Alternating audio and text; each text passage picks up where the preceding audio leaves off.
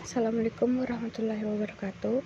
Perkenalkan, nama saya Latifah Kumaira dengan NIM 90.112.1202.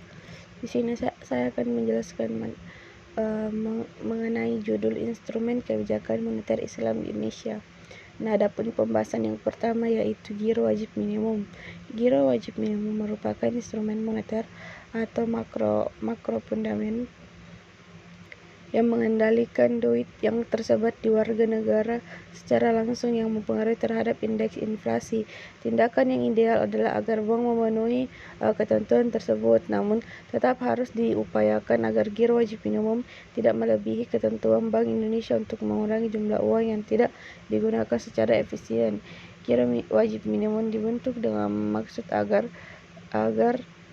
seluruh kewajiban likuiditas bank secara segera dipenuhi, antara lain kewajiban penarikan tunai dari nasabah, pembiayaan penarikan nasabah, penarikan dan kewajiban lainnya untuk kepentingan internal dan eksternal.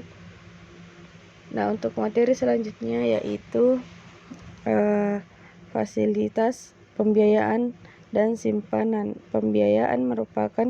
Fasilitas pembiayaan merupakan aktivitas bank syariah dalam menyalurkan dana kepada pihak lain selain bank berdasarkan prinsip syariah. Penyaluran dana dalam bentuk pembiayaan didasarkan pada kepercayaan yang diberikan oleh pemilik dana kepada pengguna dana. Sedangkan simpanan adalah dana yang dipercayakan oleh nasabah kepada bank syariah berdasarkan akad wadiah atau akad lain yang tidak bertentangan dengan prinsip syariah dalam bentuk giro, tabungan ataupun bentuk lainnya yang disamakan dengan itu. Untuk materi selanjutnya yaitu operasi pasar terbuka.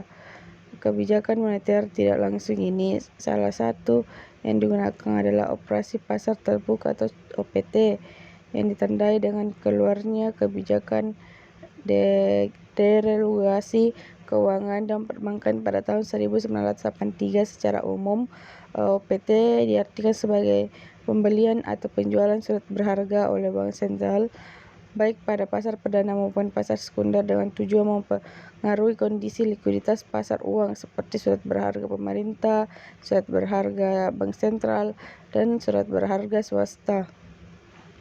Nah, untuk materi selanjutnya yaitu transaksi repo syariah. Transaksi repo di Indonesia pada awalnya diatur peraturan yang dikeluarkan oleh Badan Pengawas Pasar Modal dan Lembaga Keuangan atau Bapepam LK. Peraturan ini adalah Peraturan Bapepam LK nomor 8G13 tentang perlakuan akuntansi repurchase arrangement atau repo dengan menggunakan Master Repurchase Arrangement atau MRA.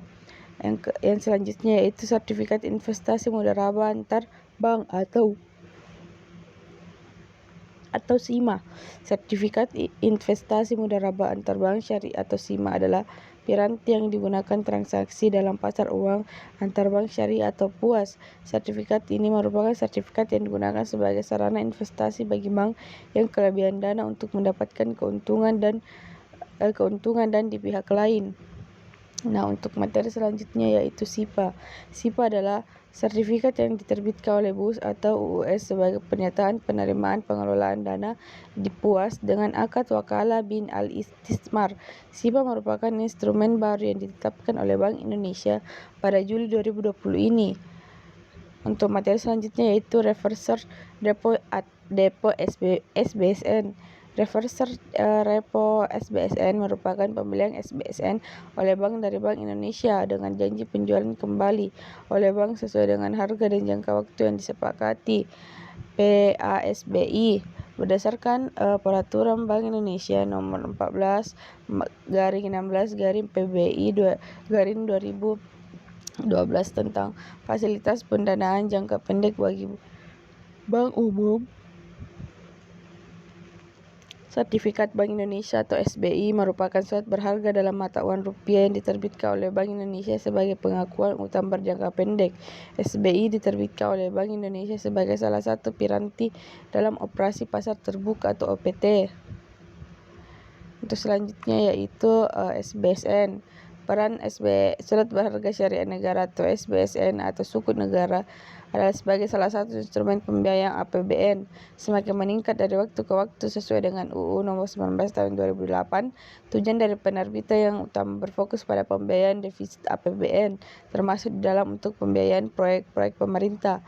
Peran SBSN semakin dirasakan ketika pemerintah menerapkan kebijakan ekspansif untuk mendorong pertumbuhan ekonomi.